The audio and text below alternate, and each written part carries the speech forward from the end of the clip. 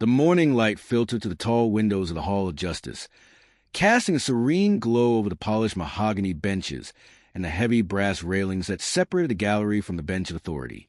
This was a place where stories collided, where the tangled threads of human relationships were carefully unspooled and examined under the bright light of truth and common sense. On this particular day, the air was filled with a quiet anticipation, a soft hum of whispers that ceased the moment the bailiff called the room to order. The first story to be told involved two individuals who had once been more than just strangers sharing a zip code. Robin Shepler and Garrett Tappendorf had lived as neighbors within the quiet, close-knit confines of a mobile home community. For 2 years, their lives had overlapped in the small ways that neighbors often do. There was a shared history there, one that even included a single Friday night fish dinner, where they had sat across from one another, sharing a meal and the simple pleasantries of life. But as the seasons changed, so too did the nature of their relationship. What had started with a communal meal had devolved into a complex dispute involving a mobility scooter, a dishwasher installation, and allegations of harassment that had finally brought them before the Honorable Judge Judy Justice. Mistress Shepler stood behind her lectern, her expression one of weary determination. She had come to seek what she believed was a fair balance for a piece of equipment that held sentimental and practical value. The item in question was a Golden Companion 2 mobility scooter, a sturdy 3-wheel vehicle that had once belonged to her father. It was a machine with a history, purchased from a connection at the Veterans Affairs Center in the year 2015. Her father had kept it for 3 years before passing it on to her in the year 2018, though he had never truly found the occasion to use it before moving into a nursing home. To Mistress Shepler, the scooter was not just metal and plastic, it was a legacy, even if it had sat idle, needing 2 new batteries to bring it back to life. Across the aisle stood Mr. Garrett Tappendorf, a man known in the community for his skills as a handyman. He was the kind of person who could see the potential in a broken machine or a faulty cabinet. In May of the year 2021, an arrangement had been struck between the two neighbors. Mistress Shepler, knowing the scooter needed repair and knowing Mr. Tappendorf had the skills to fix it, agreed to part with it. However, the terms of this agreement were as misty as a morning fog over the mobile home park. She had envisioned a price of $1,500, a figure she arrived at by considering the cost of a brand new model, which could exceed $2,756. In her mind, the deal was a blend of cash and labor. She needed a dishwasher installed and a water softener set up in her home, tasks perfectly suited for a man of Mr. Tappendorf's talents. Mr. Tappendorf, however, had a different perspective on the value of the exchange. To him, the labor he provided was a significant contribution. He had spent hours in Mistress Shepler's kitchen, cutting through cabinetry, rerouting plumbing, and performing the delicate electrical work required to power a new dishwasher and an additional outlet for a microwave. In his view, his hard work combined with a payment of $500 made nearly a year later should have settled the score. He felt he fulfilled his end of a verbal contract, a contract that the judge noted was dangerously lacking in specific terms. As the proceedings unfolded, the judge sought the objective truth of the matter. She turned to her trusted clerk, Sarah, who looked up the market value of a used Golden Companion 2 from that specific era. The findings were illuminating. On the Electronic Bay website and other marketplaces, similar models needing batteries were valued anywhere from $250 to $750. The $500 already paid by Mr. Tappendorf, coupled with the labor he had provided, began to look more than reasonable in the eyes of the court.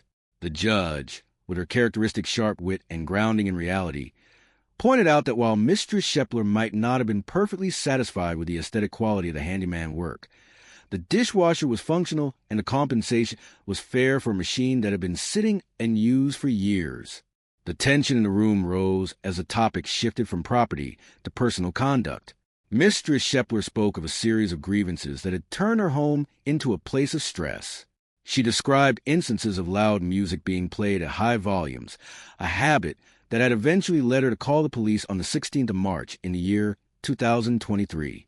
She recounted an incident where, upon returning home, she was met with vulgar language and unpleasant behavior. Most distressing to her was the account of spotlights being placed in Mr. Tappendorf's flower bed. directed squarely at her house late at night, turning the dark street into a brightly lit stage of confrontation. She spoke of her fear and her perception of a struggle with alcohol, painting a picture of a neighborly bond that had completely disintegrated. Mr. Tappendorf attempted to defend his position with a counterclaim, alleging that the frequent police calls and Mistress Shepler's complaints had led to his eviction from the mobile home park. He sought $1,800 in damages for the loss of his home and moving expenses. Yet, the law requires more than just a story. It requires proof. Without a direct link showing that Mistress Shepler was the sole cause of his eviction, his claim lacked the foundation needed to stand. The judge, ever the voice of pragmatism, reminded him that hearsay and assumptions have no place in a court of law. In the end, the judge reached a conclusion that sought to bring peace to both parties. She dismissed Mistress Shepler's case, noting that she had been compensated more than handsomely for the scooter through a combination of cash and labor. She also dismissed Mr. Tappendorf's counterclaim for lack of evidence. The message was clear. It was time for both individuals to move forward. Mistress Shepler had moved to a more peaceful place, and Mr. Tappendorf was no longer a resident of the park. The courtroom door closed on her chapter, leaving behind a lesson on the importance of clear agreements and the value of maintaining a quiet, respectful coexistence with those who live right across the street. As the first pair of litigants departed, a new story began to take shape in the courtroom. This was the case of Huntsman versus Valdez, a dispute that touched upon the nature of generosity and the responsibilities of employment. Mr. Vincent Huntsman, a business owner who took pride in helping his employees succeed, sat on one side. On the other was Mr. Jesse Valdez, a former employee who had found himself in a difficult financial position when trying to secure a home for his family. In July of the year 2022, Mr. Valdez had begun working for Mr. Huntsman, specializing in insulation work. By September, he and his girlfriend, the mother of his 2 children, were looking to move into an apartment in Midvale, Utah. The move required a significant security deposit of $2,800, a sum that Mr. Valdez did not have at the time. Seeing a worker he valued and wanting to ensure his stability, Mr. Huntsman advanced the full amount of the deposit. The disagreement centered on the nature of this financial transition. Mr. Huntsman viewed the $2,800 as a loan, an advance on future wages that would be paid back through Mr. Valdez's continued labor. However, shortly after the money was provided and the family moved into the apartment, Mr. Valdez left his position to become a stay-at-home father.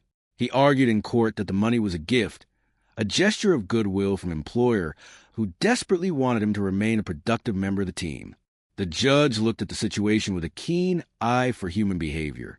She questioned the logic of a stranger providing nearly $3,000 as a gift without any expectation of repayment, especially when the recipient was a new employee.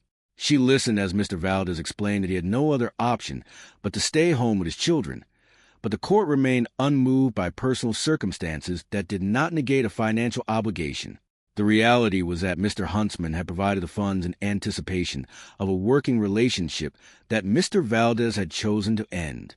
Through a careful examination of bank deposits from August and September that year, it became clear that the funds had indeed come from Mr. Huntsman. 2 separate deposits of $1,400 each were identified, totaling the $2,800 in question. The judge ruled in favor of the plaintiff, Mr. Huntsman, reaffirming the principle that a helping hand extended in a professional context is rarely a free pass. As the court adjourned, the participants walked away with a deeper understanding of the world.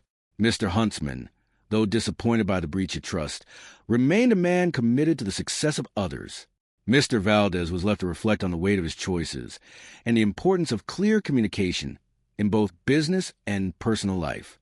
The courtroom, once again quiet, stood as a testament to the idea that while human lives are complex and filled with emotion, justice is found in the simple, honest facts that bind us all together.